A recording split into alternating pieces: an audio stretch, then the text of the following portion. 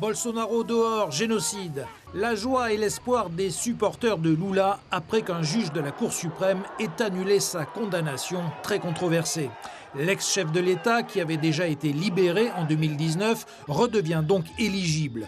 Empêché de se présenter en 2018, il pourrait en revanche être candidat à la présidentielle l'an prochain. Les sondages le donnent gagnant contre le sortant d'ultra-droite, Jair Bolsonaro, dont la popularité est en baisse, notamment pour n'avoir pas pris au sérieux l'épidémie de Covid-19. Si j'étais Bolsonaro, je ne dormirais pas paisiblement, car je suis sûr que le 1er janvier 2023, il cédera la place à Lula. Nous avons une chance de rétablir la démocratie dans notre pays et de lutter pour nos droits.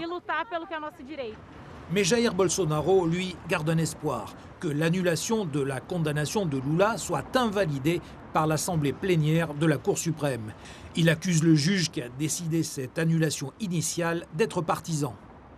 Nous ne sommes donc pas surpris par cette décision. C'est évidemment monocratique et ça devra être examiné par l'ensemble de la Cour en plénière pour être validé.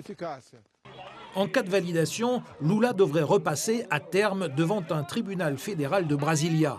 Accusé d'avoir touché des pots de vin, il est considéré désormais comme innocenté par ses partisans. En tout cas, son retour possible chamboulerait la vie politique au profit du clivage gauche-droite. À court terme, il y aura une augmentation de la bipolarisation politique entre Lula, représentant le Parti des travailleurs, et le président Bolsonaro. L'ex-président a le soutien de la classe ouvrière pour ses réformes sociales entre 2003 et 2011.